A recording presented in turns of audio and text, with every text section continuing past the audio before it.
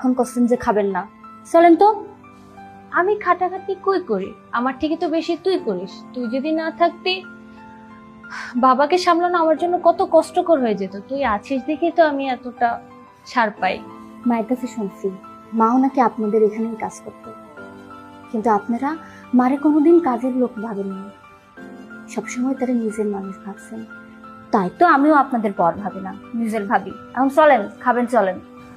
তুই অনেক ভালো লক্ষ্মী একটা মেয়ে স্বপ্না। যাবন খেয়ে নে। আপনারা ছাড়া খামো না, চলেন তো। আমার খাবার গলা দিয়ে নামবে না। তুই যা, তুই খেয়ে নে। ভাইজান খাই নাই না।